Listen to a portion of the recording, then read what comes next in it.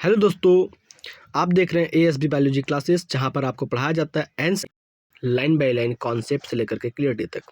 आज का हमारा टॉपिक है breathing and exchange of gases से लास्ट, जिसका नाम है रेगुलेशन ऑफ रेस्पिरेशन, और इसके बाद हम पढ़ेंगे डिसऑर्डर इन रेस्पिरेटरी सिस्टम। ठीक है, चलिए शुरू करते हैं आज की इस क्लास को बिना किसी देरी के और समझते हैं एक एक पॉइंट को बारीकी से। सबसे पहले अगर हम बात करते हैं तो जो ह्यूमन का रेस्पिरेटरी सिस्टम होता है उसको कैसे रेगुलेट किया जाता है, कैसे ह्यूमन रेस्पिरेटरी सिस्टम कंट्रोल किए जाते हैं, उसकी बात करते हैं। तो human beings have the significant ability to maintain and moderate the respiratory rhythm.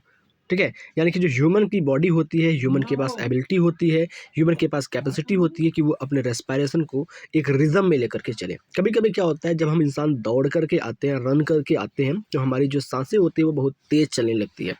ठीक है, टू साइड द एक second to side the demand of the body tissue. ठीक है, यानी कि हमारी बॉडी और टिश्यू की जो डिमांड होती है, उस डिमांड के बेसिस पर हम रेस्पिरेशन करते हैं। हमारे बॉडी में अगर ज़्यादा ऑक्सीजन की मात्रा चाहिए तो हम ज़्यादा जल्दी जल्दी सांस लेते हैं, और कम चाहिए या एक लिमिट में चाहिए तो हम क्या करते हैं, नॉर्मल सांस लेते हैं। दिस इज़ डन, यह होता है बाय अ न्यूरल सिस्टम। ये जो ह्यूमन के अंदर रेस्पिरेटरी रेगुलेशन होता है वो हमारे न्यूरल सिस्टम, यानी कि हमारे सेंट्रल नर्वस सिस्टम और स्पाइनल कॉर्ड वगैरह, यानी कि जो भी हमारी तंत्रिका तंत्र होती है वो मिलकर के करवाती है।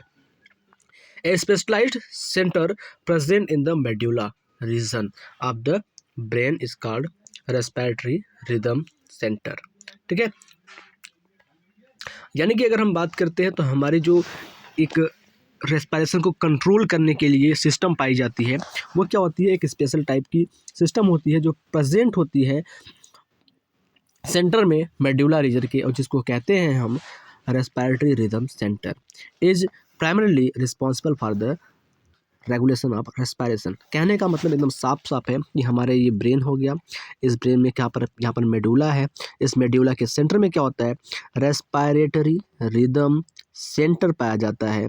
ठीक है, और ये रेस्पिरेटरी रिदम सेंटर का काम होता है हमारे रेस्पिरेशन को रेगुलेट करने का, कि हमको कब कितने ज़्यादा तरीके से या कितने ज़्यादा तेज़ी से सांस लेना है, इन सारी चीज़ को कंट्रोल करने का काम करता है। चलिए आगे चलते हैं और समझते हैं पॉइंट्स को।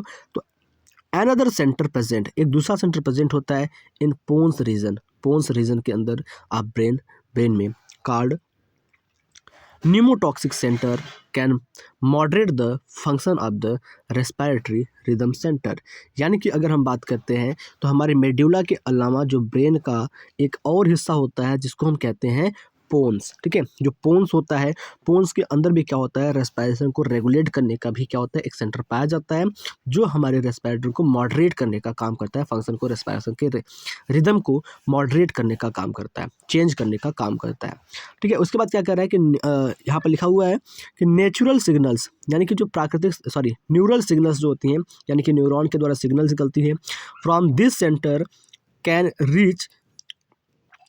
Reduce the duration of inspiration and thereby alter the respiratory rate. यानी कि अगर हम बात करते हैं, कभी हम दौड़ करके आते हैं तो बहुत तेज़ी से सांस लेने लगते हैं, बहुत तेज़ी से हम सांस लेने लगते हैं, क्योंकि हमारे बॉडी में क्या होती है, ज़्यादा मात्रा में ऑक्सीजन की आवश्यकता होती है, तो उसको सप्लाई करने के लिए हमको जल्दी जल्दी सांस लेना पड़ता है। लेकिन कुछ समय के बाद क्या होता है, ये हमारी जो रेस्पिरेशन की रेट होती है वो नॉर्मल हो जाती है। तो नॉर्मल कैसे होती है, जो हमारी न्यूरल सिग्नल्स होती है वो क्या करती है, सिग्नल्स भेजती है, सिग्नल्स भेजने के दौरान क्या होती है, हमारी जो रेस्पिरेटरी रेट होती है वो नॉर्मल हो जाती है।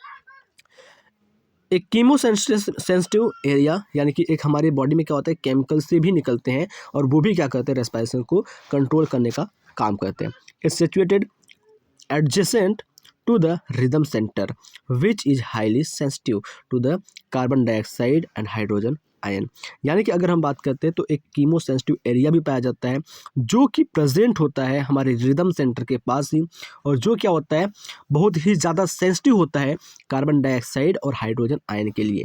Increase in this substance can activate this centre, यानी कि जैसे ही हमारे बॉडी में कार्बन डाइऑक्साइड और हाइड्रोजन आयन की मात्रा बढ़ती है तो ये कीमोसिंथेटिक एरिया जो होती है वो क्या होती है, एक्टिवेट हो जाती है, विच टर्न जो बदल जाती है, which turn can signal the rhythm centre to make necessary and adjustment in the respiratory process.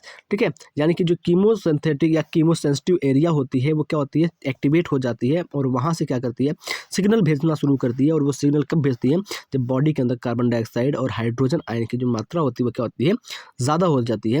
तो उसको एडजस्ट करने के लिए ये काम करना शुरू करती है रेस्पिरेटरी प्रोसेस में, बाय विच, जिसके द्वारा these substance can be eliminated, बाहर निकाल दिए जाते हैं कार्बन डाइऑक्साइड और हाइड्रोजन। रिसेप्टर्स यानी कि जो ग्राही होते हैं, associate with the aortic arch. ठीक है, जो हमारे रिसेप्टर्स होते हैं वो क्या होते हैं, एरोटिक आर्च के द्वारा जुड़े होते हैं एंड कैरोटिक आर्टरी के द्वारा जुड़े होते हैं। आल्सो कैन रिकॉग्नाइज, जो एरोटिक आर्च होती है, कैरोटिक आर्टरी होती है, ये सारी क्या करती है, इनको रिकॉग्नाइज, पहचानने का काम करती है। चेंज इन कार्बन डाइऑक्साइड और हाइड्रोजन कॉन्सेंट्रेशन, हाइड्रोजन कॉन्सेंट्रेशन और कार्बन डाइऑक्साइड के कॉन्सेंट्रेशन में जो चेंज होता है, जो बदलाव होता है, उसको पहचानने का काम करती है। एंड और सेंड द नेसेसरी सिग्नल, और नेसेसरी सिग्नल भेजने का काम करती है।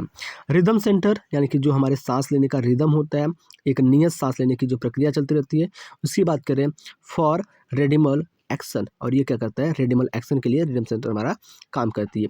This role of oxygen in the regulation of respiratory rhythm is quite insignificant, और इस तरीके से हमारे पूरे बॉडी में रेस्पिरेटरी सिस्टम को रेगुलेट किया जाता है। तो मैंने अभी आपको क्या क्या चीज़ें बताई उसको जान लीजिए आप। हमने आपको बताया कि हमारे बॉडी के अंदर क्या होता है, सिस्टम पाए जाते हैं जो हमारे रेस्पिरेटरी सिस्टम को कंट्रोल करके रखते हैं। जैसा कि मैंने आपको बताया कि हमारे बॉडी के अंदर, ब्रेन के अंदर क्या होता है, एक मेडुला के अंदर रेस्पिरेटरी सिस्टम को कंट्रोल करने के लिए रेस्पिरेटरी रिदम सेंटर पाया जाता है।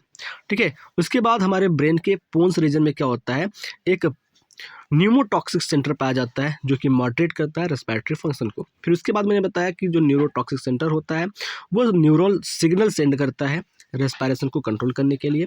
फिर उसके बाद बताया मैंने कि एक कीमोसेंसिटिव एरिया पाई जाती है जो कि कॉन्सेंट्रेशन ऑफ कार्बन डाइऑक्साइड और हाइड्रोजन के अमाउंट को बढ़ने के साथ या घटने के साथ साथ कंट्रोल करता है और हमारे रेगुलेशन को रेगुलेट करने का काम, हमारे रेस्पिरेशन को रेगुलेट करने का काम करता है।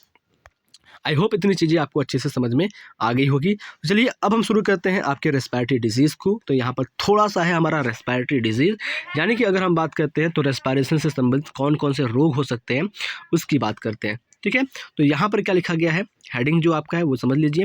यहाँ पर लिखा है कि disorder of the respiratory system, यानी कि लंग्स से रिलेटेड डिसऑर्डर की अगर हम बात करते हैं तो हमारे पास दो मेन डिसऑर्डर होते हैं, एक अस्थमा होता है, दूसरा एम्फीसेमा होता है। Asthma is a difficulty in breathing causing wheezing due to the inflammation of the bronchial and bronchioles, यानी कि जो अस्थमा होता है एक डिजीज़ होता है जो सांस लेने में परेशानी उत्पन्न करता है। कब, जब हमारा ब्रोंकी और ब्रोंक्यूल्स में क्या होता है, स्वेलिंग आ जाती है, फूल जाता है तब। एम्फीसेमा की बात करते हैं तो एम्फीसेमा इज अ क्रॉनिक डिसऑर्डर, ये क्या एक क्रॉनिक डिसऑर्डर होता है इन विच एल्वियोलर वॉल आर डैमेज, जिसमें एल्वियोली की जो वॉल होती है वो क्या होती है, डैमेज हो जाती है, फट जाती है या फिर उसमें चोट लग जाता है। Due to which respiratory surface is decrease, जिसके कारण जो रेस्पिरेशन की सरफेस होती है वो डिक्रीज हो जाती है। Once the major causes of this is cigarette smoke, यानी कि रेस्पिरेटरी डिसऑर्डर से रिलेटेड जो एम्फीसेमा डिजीज़ है इसका जो मेन कारण होता है वो सिगरेट होता है। तो आई होप जितनी भी बातें मैंने आपको इस क्लास में समझाई है वो सारी चीज़ें आपको अच्छे से समझ में आ गई होगी। एक लास्ट डिजीज़ है, उस लास्ट डिसऑर्डर की अगर हम बात करते हैं तो वो लास्ट डिसऑर्डर क्या है हमारा, occupational respiratory disorder. Occupational respiratory disorder की बात करते हैं तो ये एक विशेष टाइप का डिसऑर्डर होता है जो हमारे रेस्पिरेटरी सिस्टम को डैमेज करने का काम करता है। इन सर्टेन इंडस्ट्री, हम कुछ इंडस्ट्री में बात करते हैं, specially those involving in the, just a second, involving in the grinding, यहाँ पर पिसाई होती है, स्टोन ब्रेकर यानी कि पत्थर तोड़ा जाता है, सो मच डस्ट, वहाँ पर क्या होता है, बहुत सारे डस्ट होते हैं, टू प्रोड्यूस निकलते हैं, that the defence mechanism of body can not fully cope with the situation, यानी कि जो हमारे बॉडी का डिफेंस मैकेनिज्म होता है वो इन सभी प्रोडक्ट से या इन सभी से जो प्रोड्यूस होते हैं उनसे नहीं बचा सकता है। Long pressure can give rise the inflammation of leading the fibrosis यानी कि जो लॉन्ग टर्म में ये जो हम लगातार स्टोन को तोड़ते रहते हैं, ग्राइंडिंग करते रहते हैं, तो वहाँ से जो भी गंदगी निकलती है, धूल निकलता है, या सिंपल सा कह सकते हैं हम सीमेंट फैक्ट्री में, तो ये रोग जो होता है वो सीमेंट फैक्ट्री वाले के लिए ज़्यादातर प्रभावी होता है। ठीक है, और यहाँ पर क्या कहते हैं, जो इन्फ्लामेशन हो जाता है हमारे फाइब्रोसिस में, और इसके कारण क्या होता है, सीरियस लंग डिजीज होता है, या लंग्स जो होता है वो हमारा पूरी तरीके से डैमेज हो जाते हैं। Workers in such industries should wear protective mask, जो वर्कर्स होते हैं वो सुरक्षा के लिए अपना मास्क पहनते हैं। तो आई होप सारी बातें आपकी क्लियर हो गई होंगी, जो भी आपका डाउट्स था इस चैप्टर से, इस टॉपिक से, वो क्लियर हो गया होगा। तो मैंने क्लास 11 के 2 चैप्टर को कवर कर लिया विद इन 15 डेज। अब मैं आपसे पूछता हूं कि अगला चैप्टर का कौन सा वीडियो आपको चाहिए, कौन से चैप्टर को आप पढ़ना चाहते हैं, उसको कमेंट में बताइए, मैं उस चैप्टर को पढ़ाने के लिए तैयार हूं। तो मिलते हैं आपसे अगले क्लास में, तब तक के लिए जय हिंद, जय भारत। ठीक है,